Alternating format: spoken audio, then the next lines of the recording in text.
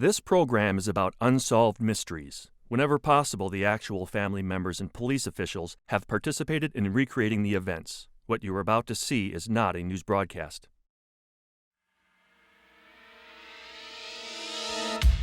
Judge John C. Fairbanks was a respected pillar of his community.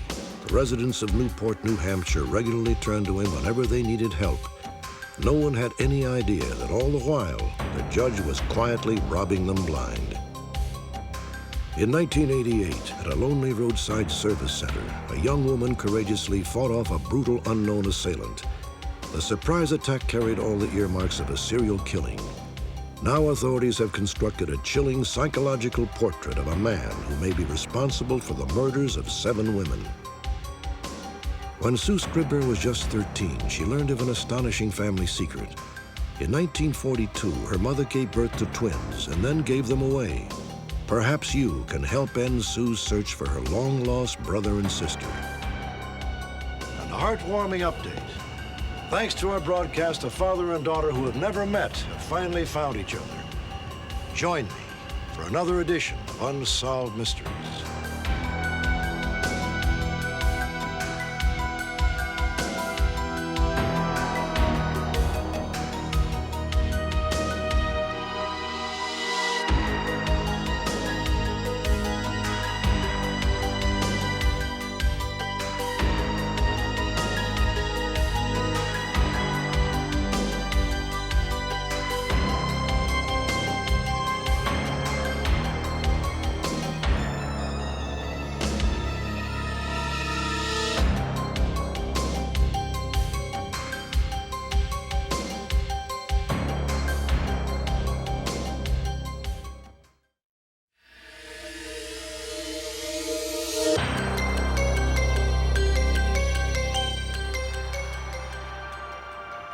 Claremont, New Hampshire, May 1984.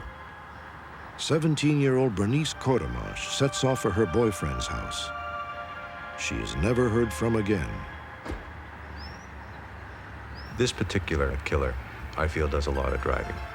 And I think that what he is doing is selecting sites that are low risk for him. Can you hang on just a minute? There's this guy that keeps driving back and forth. He's making me a little nervous. Let me just... 2 months later, 27-year-old Ellen Freed, a registered nurse, also of Claremont, calls her sister from a payphone.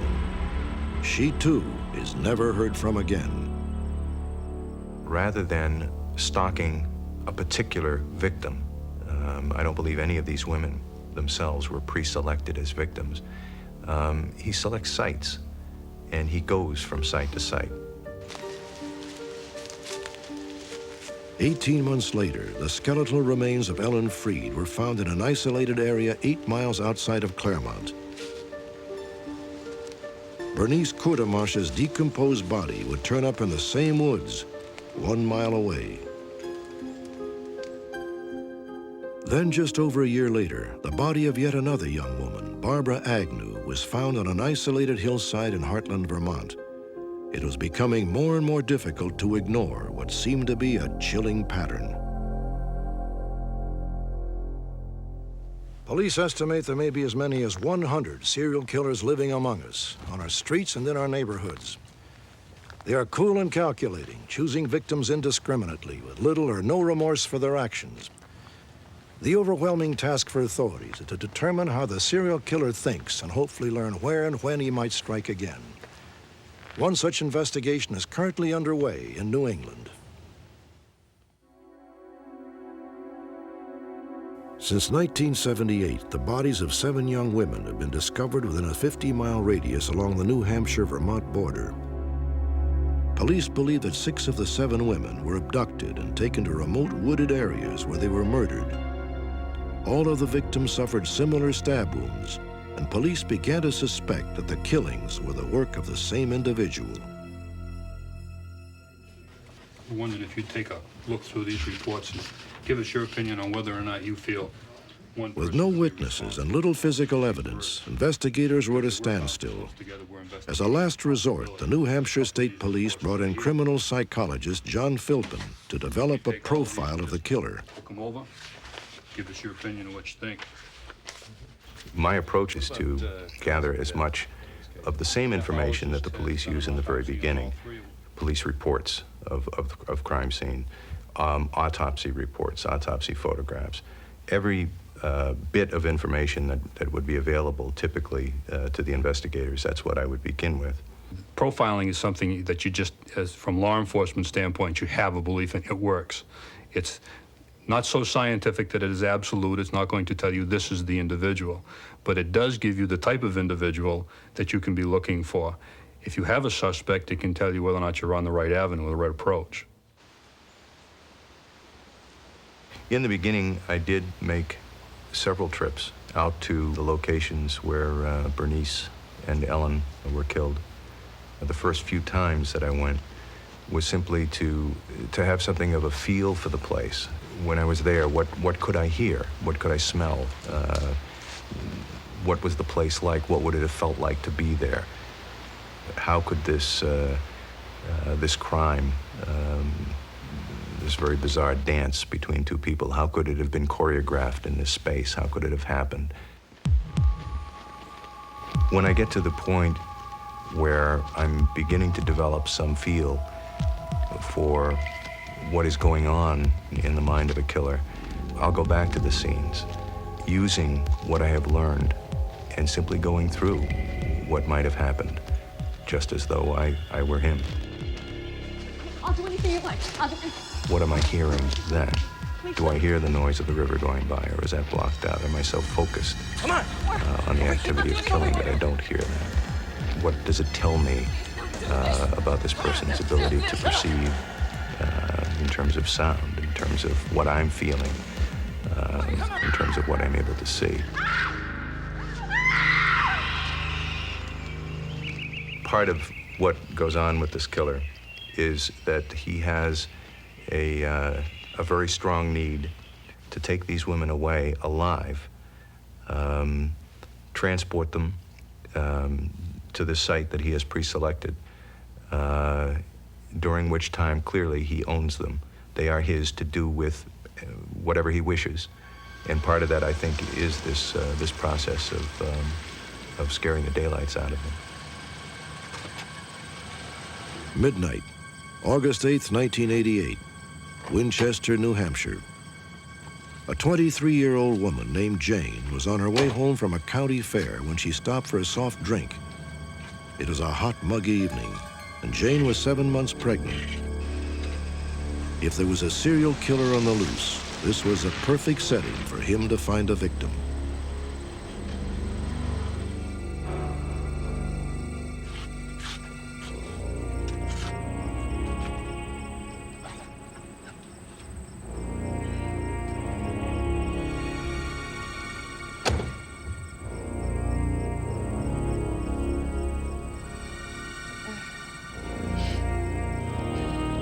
Does that phone work? I don't know. Hey, come on, leave me alone. No! No, wait! No! No! Okay, if you want to be that way. Come on. Okay. Come on. Just don't hurt me. I'm pregnant, okay? Please don't hurt me. Come on. What do you want? You hurt my girlfriend real bad. I didn't hurt anybody.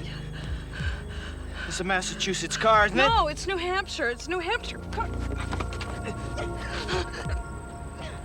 At some point, Jane tried to break away, and the killer's apparent plans to abduct her went awry.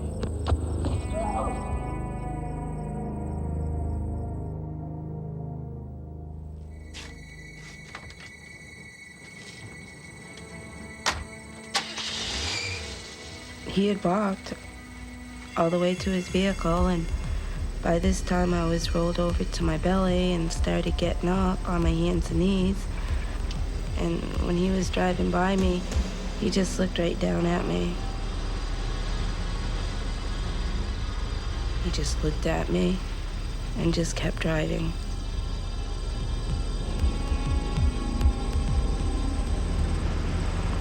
I could feel the blood rushing out of me, and I thought I was gonna die. I kept telling myself, Jane, you're gonna die. That's all I could think of. And I just felt like I had to get to my friend's house to get help.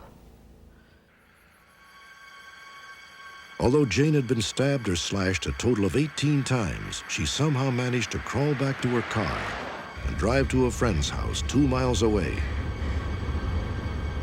When I left the parking lot, I felt like I was going fast. I was driving fast. I was in shock, of course, so I'm really not sure how fast I was driving. But evidently pretty fast, because before I knew it, I was right behind him. And as I was behind him, all I could think about was he was gonna stop or he was gonna turn around and follow me. He left me for dead. I know he left me for dead. No doubt about that.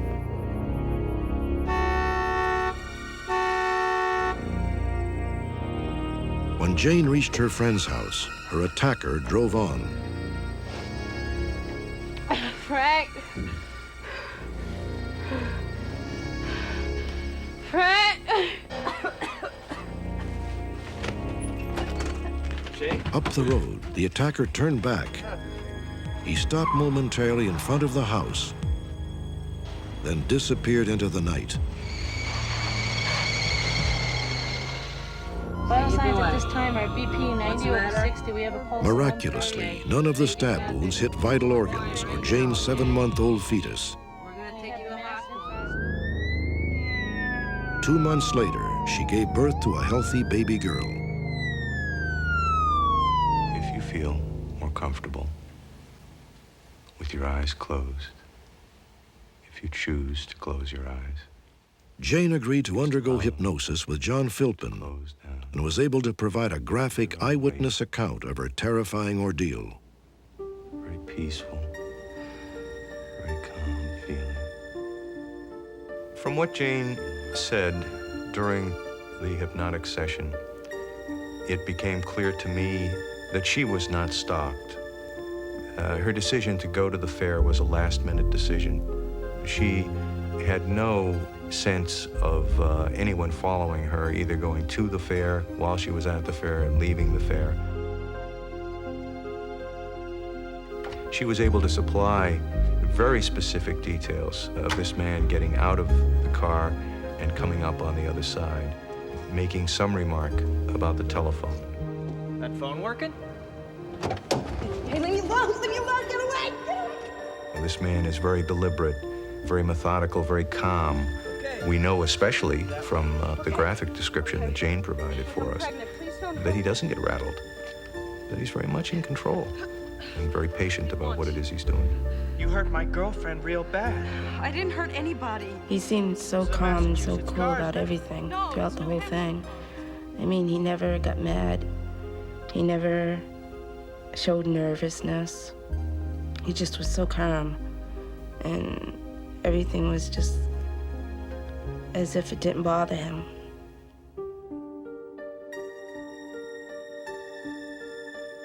What Jane described was a tremendous struggle, a tremendous amount of resistance on her part, the desire to protect her baby, but that at some point during the assault, it was as though she had done everything that she could do, and she couldn't do anymore. And she stopped struggling. And it was at that point that the assault stopped. It seemed as though the greater her resistance, the more determined he was.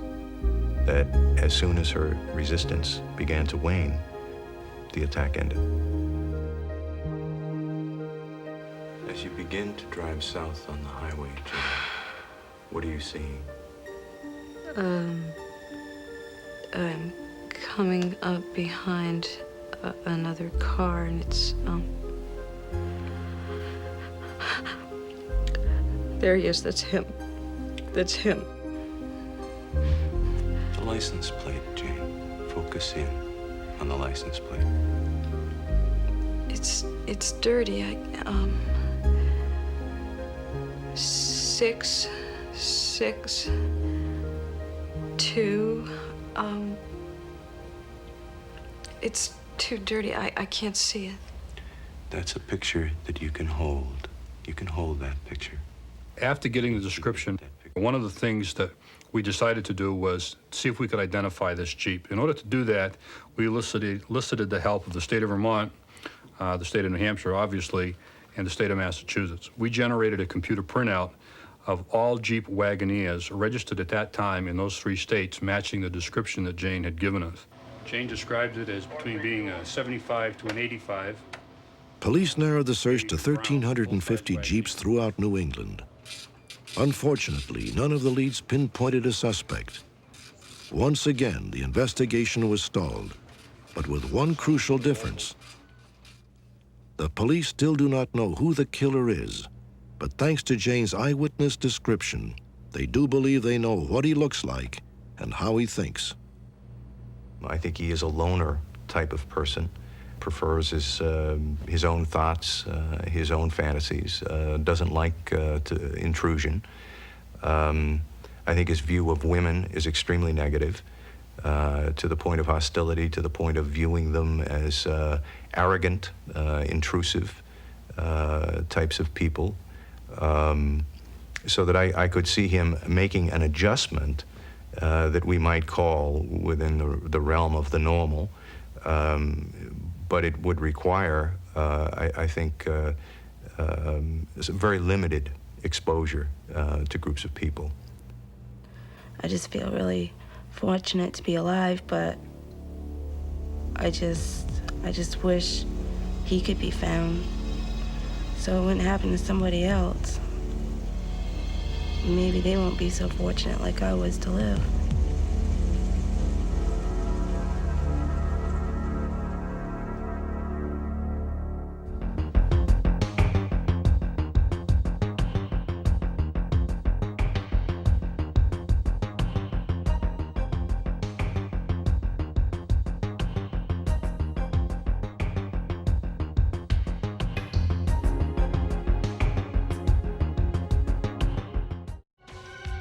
Next, in a poignant update, a grown woman meets her father for the first time.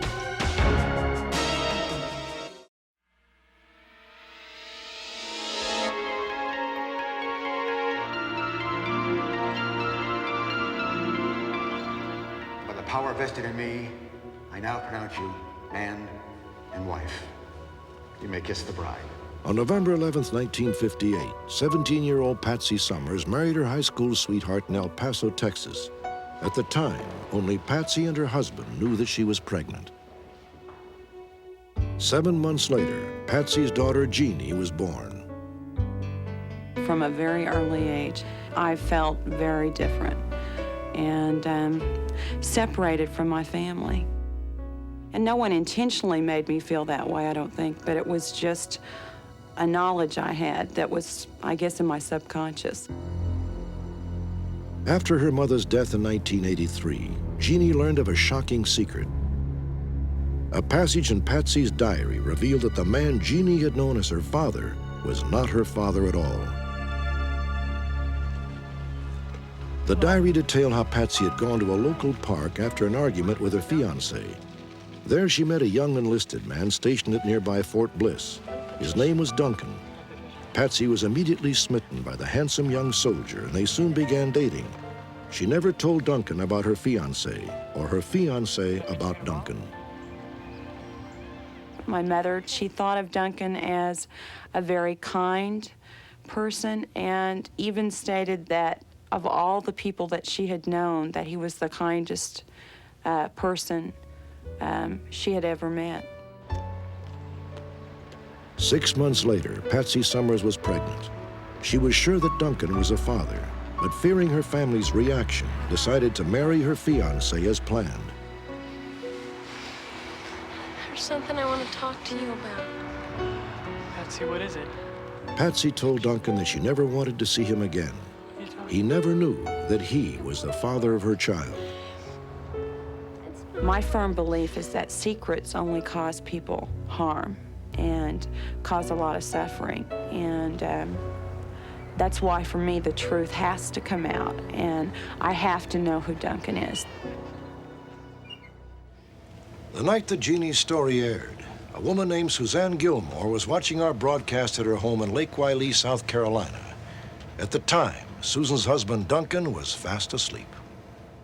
Jeannie's mother had written in her diary that he was the sweetest, kindest person that she had ever met. I just said, that's my Duncan. I knew that it was my Duncan.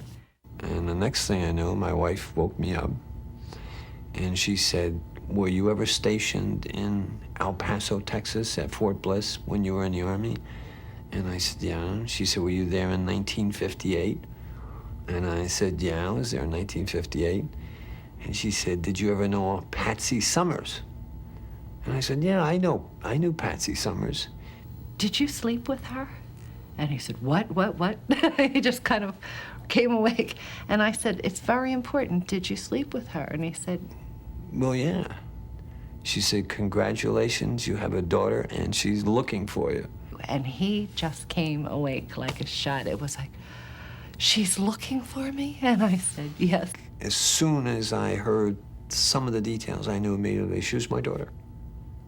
And I don't want to say it was matter of fact, but I just knew that she was my daughter and that we had to be together and I had to see her and I had to respond. 9 days and dozens of phone calls later, Duncan Gilmore and his wife Suzanne arrived in Houston, Texas. On May 3rd, 1991, father and daughter met for the first time in their lives.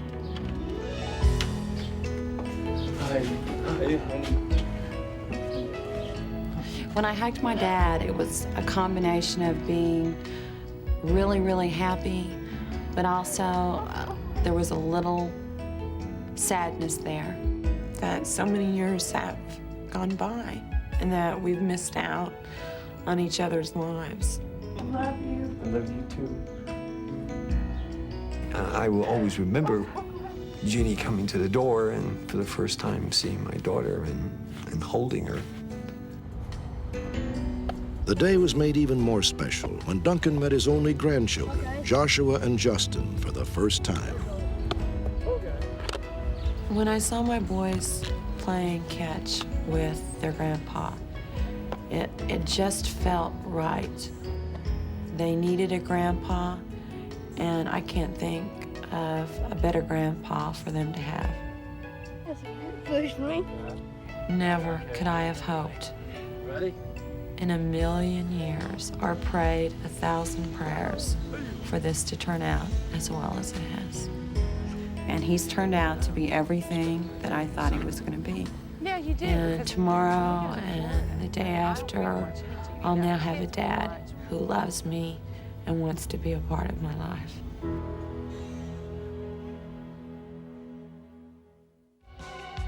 When we return, a respected judge has been accused of stealing more than $10 million from his friends and neighbors.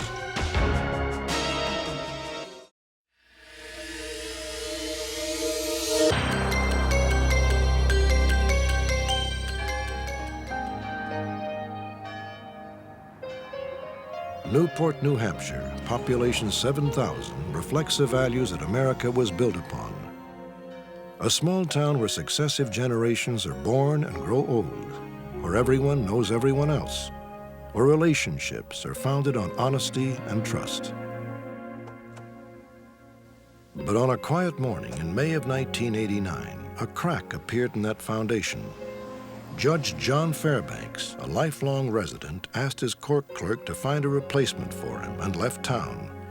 At the time, no one imagined that Newport would never be the same again.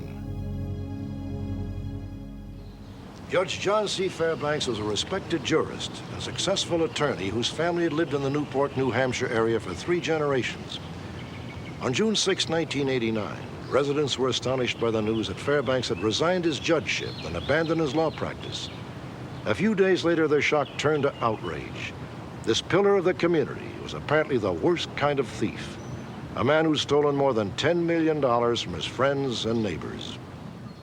You understand that you have a right to present evidence in your behalf.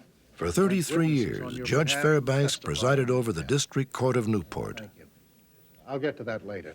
Because Newport is a small community, Fairbanks' court duties were limited, and he was able to maintain a lucrative law practice, specializing in probate law. John was a nice guy. Everybody in the community liked him. Nobody had a bad word for him. He just loved his family. Loved his children, his grandchildren. Just a great guy. Fairbanks was honest. I mean, that was his reputation. You might knock him for other things, but the one thing everybody always said about John Fairbanks was he was honest. So these people had complete faith and trust and confidence in him.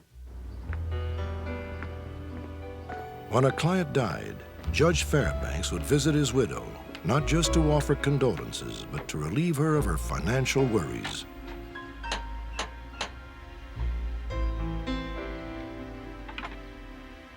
Good morning. Hello, Jean. Nice of you to see me. Well, my husband grew up with Judge Fairbanks here in town. The families were very friendly. And through the years, anything pertaining to law, he would go to Judge Fairbanks. John Fairbanks was settling my uncle's estate. And then, of course, I had the estate and I had income tax to do. And I knew him, so I went back to him for the income taxes. And I went to him every year for doing my income tax. Patricia Sawyer had been coming to the judge for advice since 1958. In August of 1987, she agreed to turn over her stock certificates to Fairbanks so he could inventory her holdings. He called me on the phone and asked about my could I get the stocks that day? I'll take that, Patricia.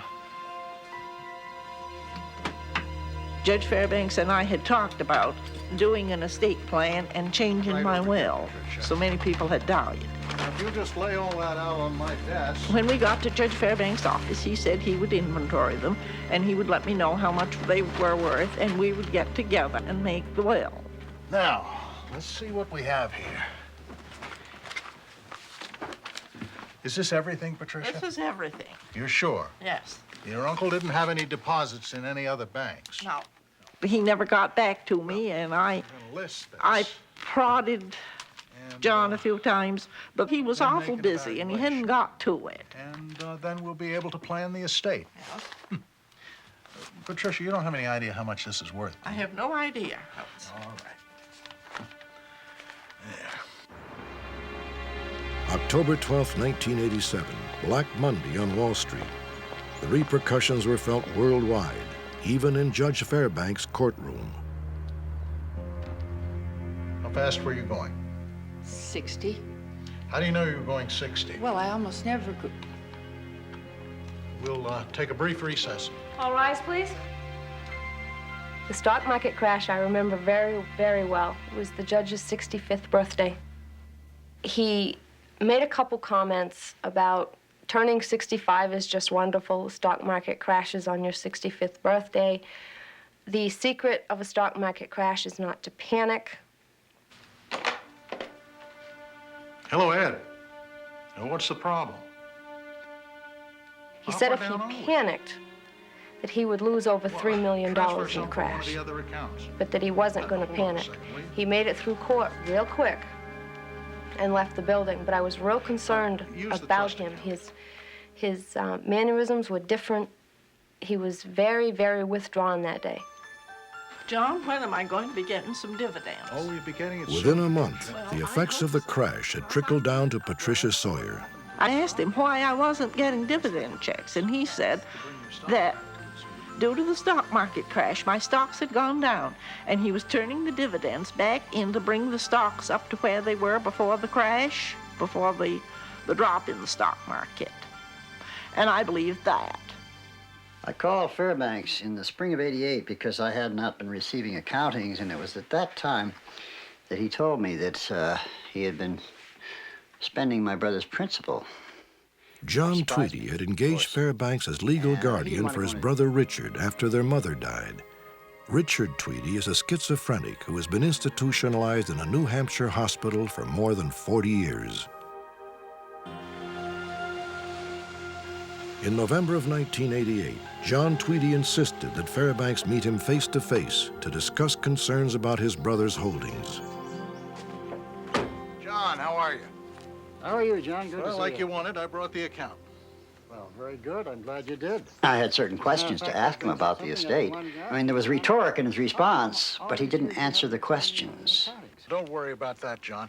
Here, I want you to take a look at this. Well, I will, but maybe you can answer something else. When did my brother's estate go into the red?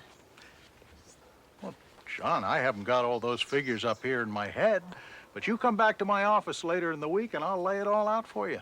Well, it was at that time I found out that 75% of my brother's money was gone. Why didn't you inform me when his estate went into the red? Oh, John, I tried to, but you're a hard man to find. Now, look, I've got another appointment. You come in later in the week and we'll take care of everything. See you later, John. Okay, John. Take care. If my brother's estate was in the red, and he knew my brother's equity in the real estate, if he was going to really take care of my brother's affairs, he would have notified me at that time and said, we have to sell some land. But he didn't. Why didn't he? Well, of course, I was to find out why he didn't. John Tweedy refused to accept the judge's explanations about his brother's estate and began his own investigation. I found that he had sold stock, and he had underreported what he had gotten for the stock. He had underreported what he'd gotten for dividends. And after a couple of weeks of this, I came up with $20,000 that was missing. It turned out that was only a part of what was missing, but that was all I could determine from public records. And it was at that point I realized that, well, he was embezzling. And I've been raised to believe that when you see a crime committed, you call the cops. And so I called the cops. We drove over to look at Fairbanks's house here in Newport. And we saw the house and we felt, gee, that's got to be $500,000. We were aware that he had a home in Agunquit, Maine, which is a pretty expensive area to live, right on the ocean, that was worth $600,000 or $700,000. And we looked at each other and said, this guy's a thief. Judge Fairbanks' house of cards was tumbling down.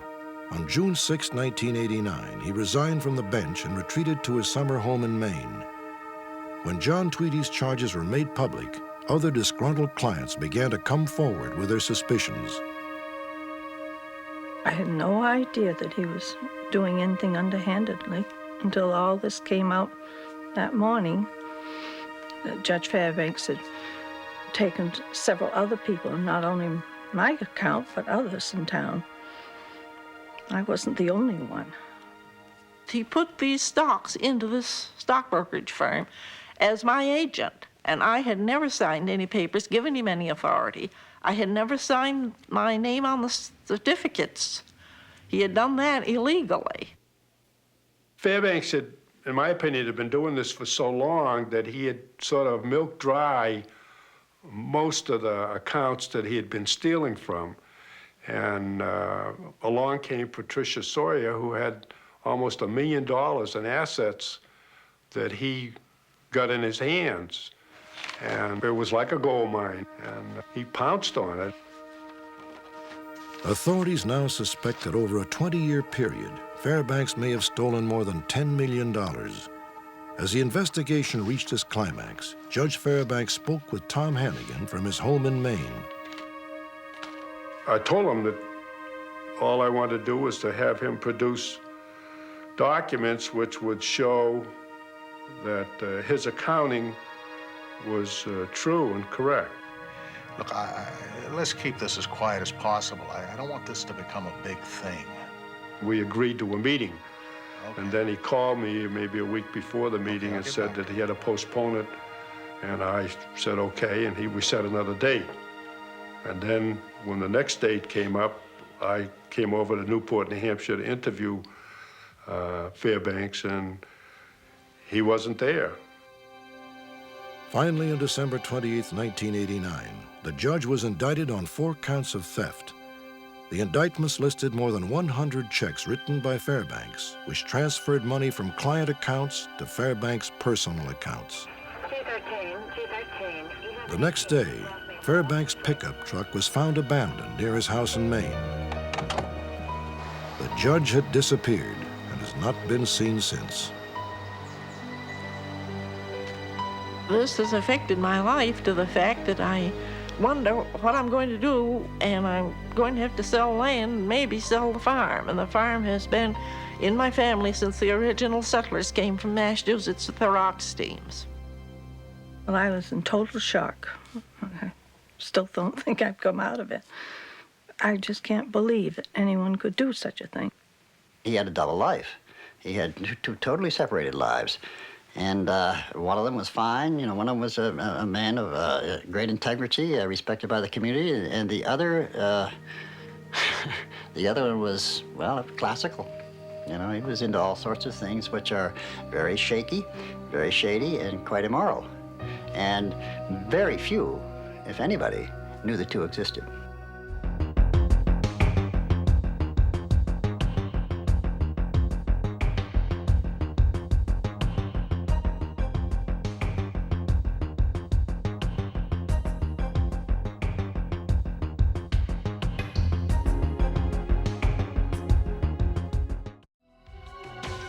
Next, the search for a set of twins who were separated from their family just after they were born.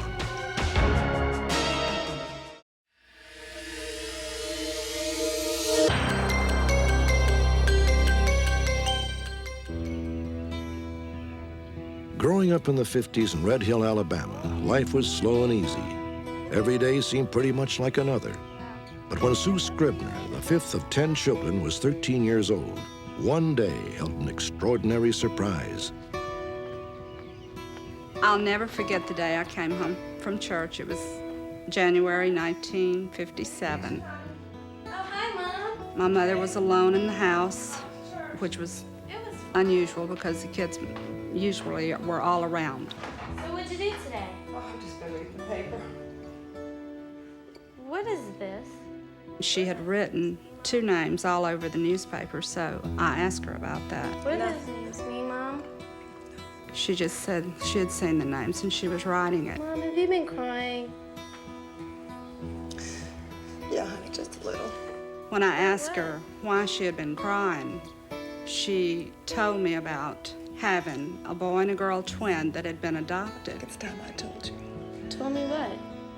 I was really surprised because I was 13, and it's a shock to find out that you have a brother and sister that you didn't know about, especially when you already have so many brothers and sisters. 2 years before you were born,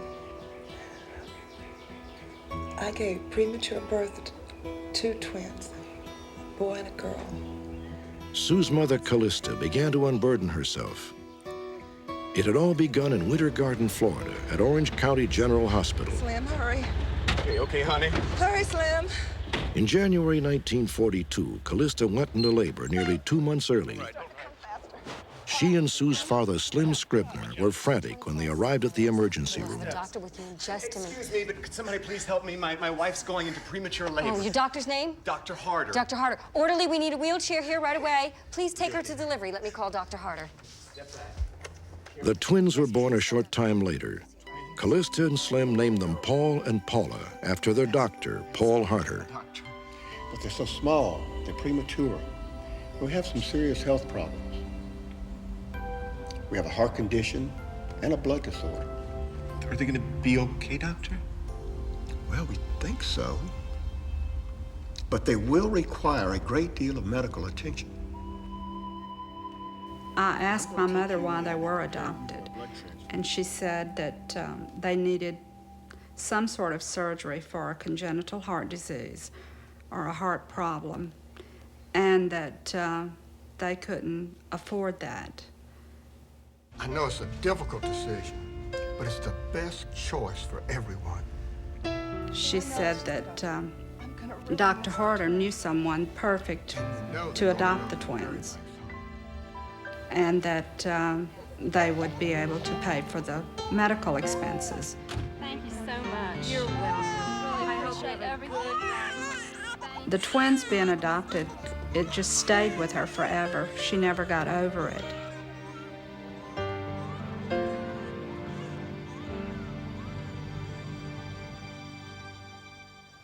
Before Callista Scribner left the hospital, she made a solemn promise to Dr. Harder that she would never search for the twins.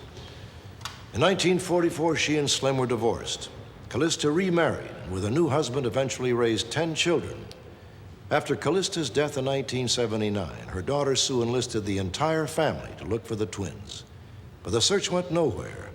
Both Dr. Harder and Sue's father were dead, and the hospital records sealed. Then a rusty trunk in an attic finally yielded a clue. In 1987, one of Sue's cousins found a letter which Callista Scribner had written to her mother a short time after the twins were born. Sue's cousin was surprised that the letter never mentioned adoption. In fact, it seemed that Callista had every intention of bringing the twins home. The babies are still improving. The first time they weighed them at the Orange General, Paula weighed 2 3/4 pounds and Paul 2.5 pounds. They told us the day before yesterday that they weighed 3 pounds 14 ounces and 3 pounds 11 ounces. So they're gaining right along. And also said they might be able to bring them home by the 1st of next week. When I read the letter that Mother wrote, it was almost exactly like she had told me in 1957. The only thing that the letter didn't clear up was why the twins were adopted. Because from the letter, you can tell that she did not intend for them to be adopted. The discovery of Callista's letter sparked new interest in the twins. Several newspaper articles followed, and one of them paid off. Hello? In May of 1990, one of Sue's nieces, who lives in Mobile, Alabama, received an anonymous phone call. Okay. The twins are fine. I know the family. They don't know they're adopted. The caller seemed elderly and very emotional. She said she knew where Paul and Paula were. The caller refused to divulge her relationship with the twins, but did say that she planned to tell them they were adopted on Mother's Day. Mother's Day. And I'm going to try and tell them the whole truth. You'll be hearing from me in a couple of weeks, or else the twins will contact you directly. That's all. I called everybody in the family, and this is it. We found the twins. You know, we're going to hear from them or, you know, whoever the lady was that called. And counting the days, and when the day came Sunday, counting the hour, when, and I would not leave home. But nothing ever happened. As a last resort, Sue wrote an open letter to the twins, which was published both in Florida and in Louisiana newspapers. And so elusive twins, I still search. I write letters. I stare at strangers with hazel eyes and fair skin. Yet should my efforts end in emptiness, my voice in oblivion, I must tell you this. I have not failed so completely, for I have already found you once, years ago, chasmed in that deep, indelible well, that safe place, our mother's heart. 10 days after we featured this story, Sue Scribner received an anonymous call from one of our viewers who told her that the twins were living in Orlando, Florida. Sue immediately contacted her brother and sister, whose names are Bruce and Barbara. The twins had no idea that they had been adopted and were shocked to learn about a side of their family they never knew existed. On March 15th, 1992, Sue Scribner met her brother and sister for the first time in her life. The joyous reunion brought together 6 of the Scribner children and their families. The very first time I met him, I think all of our knees were shaking. It is emotional, but I think we've all cried enough tears, and we didn't need a lot today. I think that my newfound family is wonderful. I think they're absolutely adorable. It's like we've known each other all of our lives, even though we haven't been around each other more than 5 hours. You can lose me for another 50 years. I can't wait to get to know them. I'm really very excited about it. And you have all these questions in your mind. Gee, what did I miss out on all these years? What were they really like as kids? She used to be small. I think everybody's going to get to know each other. both sides of the family. And for country bumpkins like we are, it's like a blessing. It doesn't really matter now what kind of life any of us had, because it's what's left that counts. We know where all of the children are now.